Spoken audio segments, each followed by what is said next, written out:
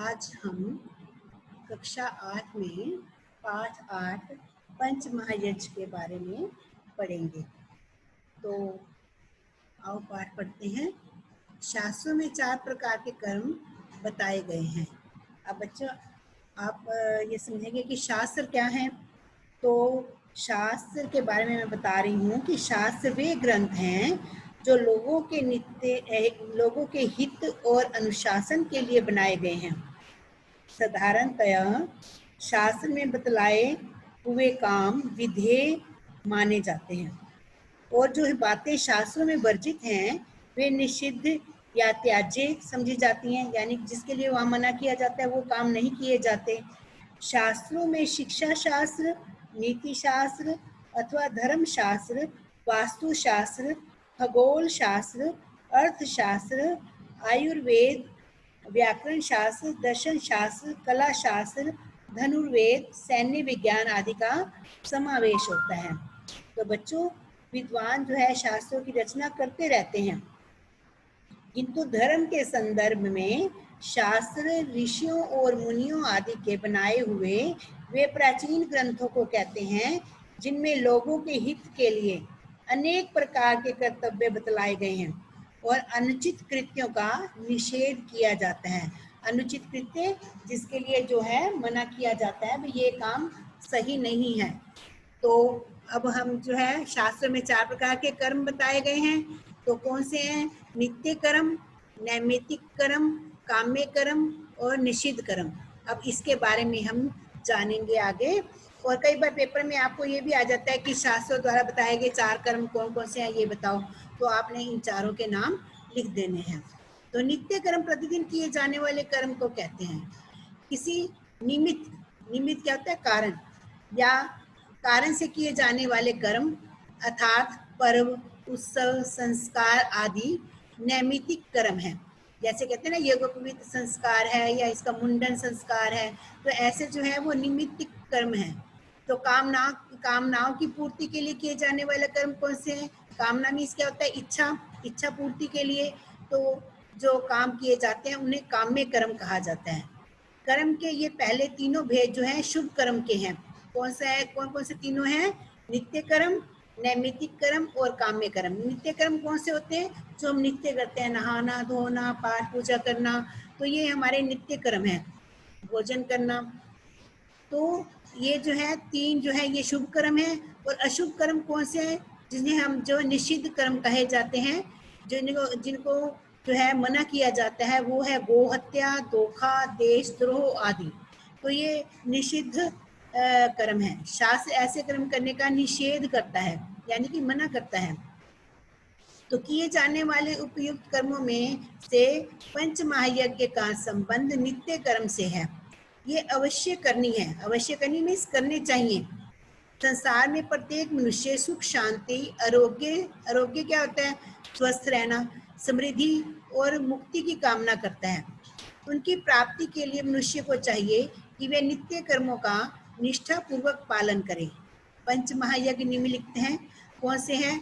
ब्रह्मयज्ञ, देवयज्ञ, पितृयज्ञ, बलि, वैश्य देवयज्ञ और अतिथि यज्ञ। ब्रह्मयज्ञ का अर्थ है संध्या।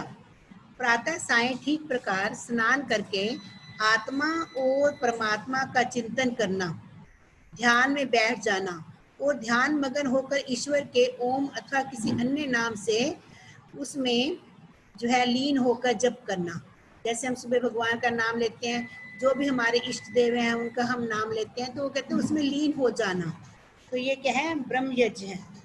तो इस यज्ञ में जहाँ आत्म चिंतन और ईश्वर चिंतन पर बल दिया गया है, वहाँ स्नान पर भी।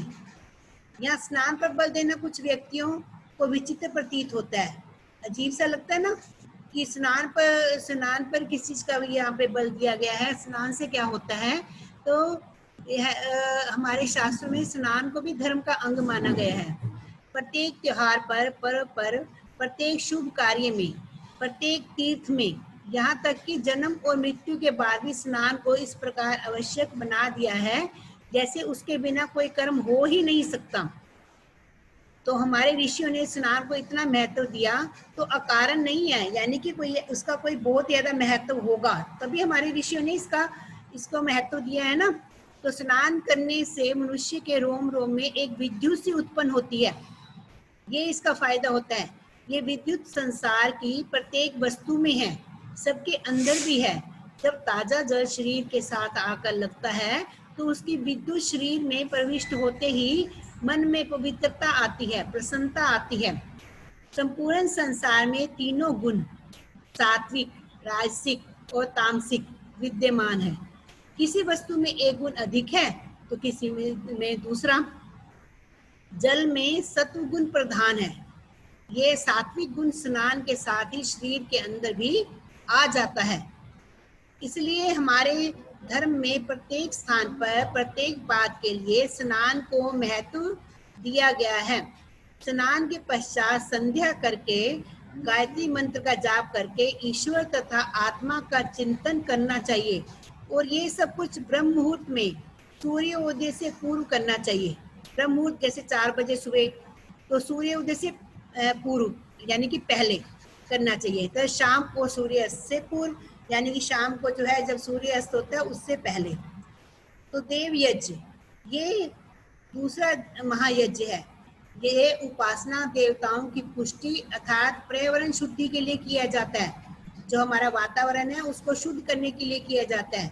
अग्निहोत्र विद्वानों का संग, सेवा, पवित्रता, दिव्य गुणों का धारण, दान, विद्या की उन्नति करना देव यज्ञ है।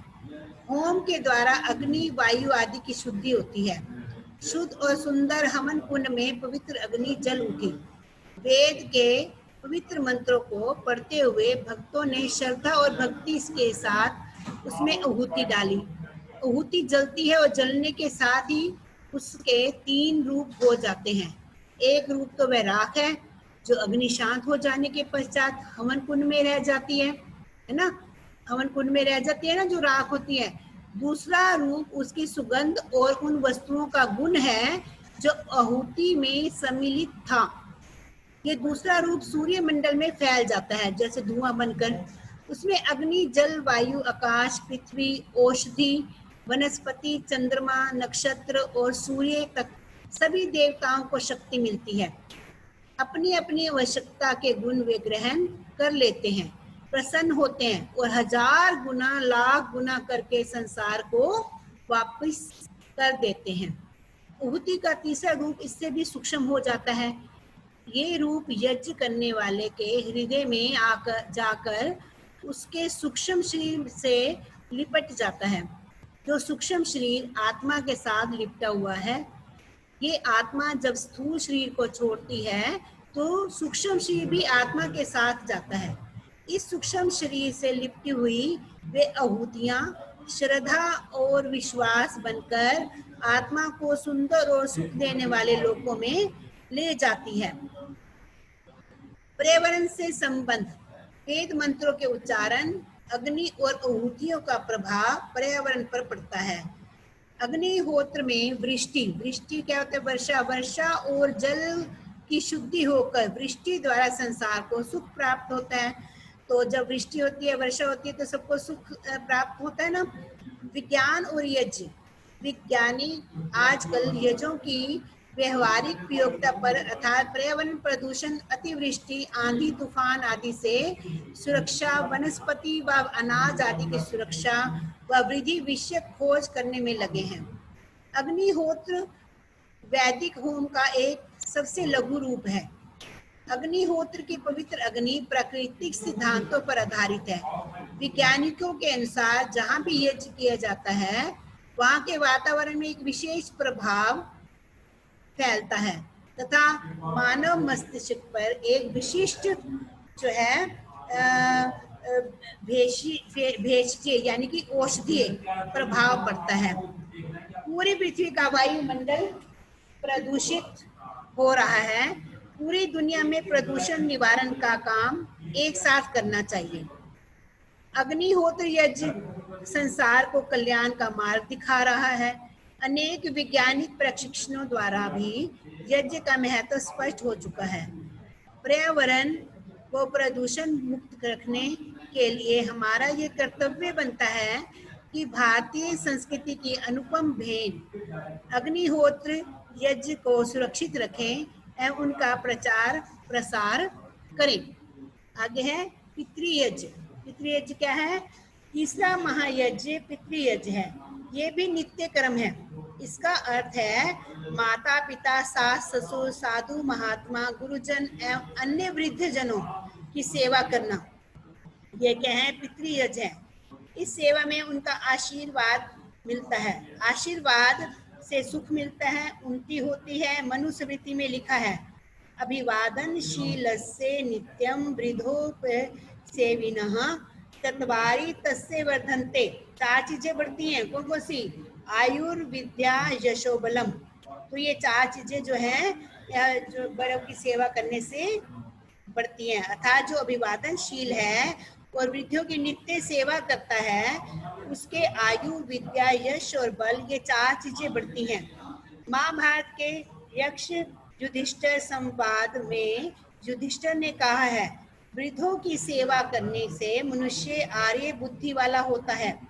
हमारे साहित्य में माता को तीर्थ कहा गया है।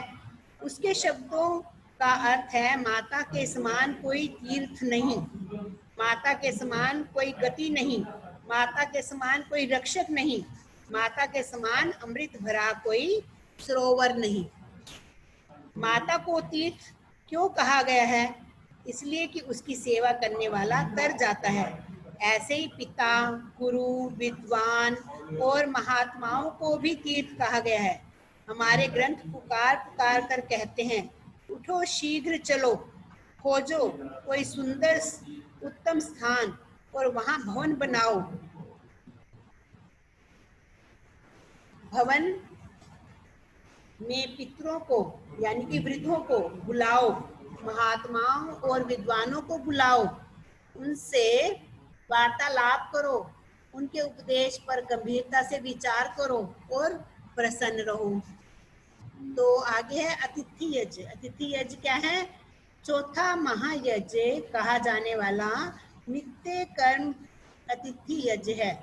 यदि कोई व्यक्ति बिन बुलाए बिना सूचना दिए अपरिचित रूप से आपके घर आ जाए तो उसका स्वागत कीजिए, सत्कार कीजिए, उसे खाने और पीने को दीजिए। ये अतिथि यज्ञ हमारी संस्कृति का एक उज्ज्वलतम चिन्ह है। आज भी देश के कई भागों में अतिथि के लिए प्यार और सम्मान की भावना विद्यमान है। 40 दिन भूखे रहकर भी अतिथि सत्कार से विरक्त ना होने वाले राजा रंती देव इस यज्ञ के आदर्श माने जाते हैं। इस अतिथि यज्ञ की परीक्षा में उत्तीर्ण होने पर उन्होंने किसी फल की कामना नहीं की। उनके मुख से यही निकला ना तुम हम कामे स्वर्गम ना राज्यम ना अपूर्णभवम कामे दुखद तप्तानाम प्राणी नामा अर्दिनाशनम। अर्थात नहीं चाहिए मुझे स्वर्ग, नहीं चाहिए राज्य, नहीं चाहिए मोक्ष। देना चाहते हो दाता तो एक वर दो कि मैं दुखी लोगों के दुखों को दूर कर सकूं। बलि वैष्णुदेव यज्ञ। अतिथि यज्ञ के पश्चात 5वां नित्य कर्म बलि वैष्णुदेव यज्ञ या भूत यज्ञ है। इसका अर्थ है समस्त प्राणियों के कल्याण के लिए प्रयत्न करना, दान देना, सबके लिए प्रार्थना करना, स्वयं भोजन करने से पूर्व यज्ञ की अग्नि में या रसोई के चूल्हे में नमकीन वस्तुओं को छोड़कर मीठा मिले हुए अन्न को उन सब प्राणियों के लिए आहुतियां देना जो इस विशाल संसार में रहते हैं। चींटियों को आटा, चिड़ियों को चुग्गा, पानी आदि देकर सुखी बनाने का प्रयत्न भी इसी यज्ञ के अंतर्गत है। ये 5 ऐसे कर्म हैं जो प्रतिदिन करने आवश्यक हैं। इनके करने में एक दिन भी रुकावट नहीं आनी चाहिए। तो बच्चों आज हमने ये जो है 5 तरह के यज्ञ के बारे में जाना। ठीक है, और पंच महायज्ञ और अपने कर्मों के बारे में भी जाना। तो आपको इसके बारे में अलग अलग तरह से प्रश्न भी आ सकते हैं। अभ्यास के प्रश्न आप लिखेंगे और जो इसके बीच में जैसे यज्ञ कौन कौन से हैं ये इसके बारे में पूछ सकते हैं, कर्म कौन से हैं, या ये ब्रह्म यज्ञ के बारे में बताओ, ये देव यज्ञ के बारे में बताओ, तो पर्यावरण से संबंध क्या है, विज्ञान और यज्ञ के बारे में बताओ, पितृ यज्ञ। तो अलग अलग यज्ञों के बारे में भी पूछा जा सकता है, संक्षेप में भी और जो है विस्तार में भी। तो आप उसका उत्तर जो है वो लिखेंगे। तो धन्यवाद, इसको आप एक बार पढ़ेंगे और इसके बारे में अच्छे से जानेंगे।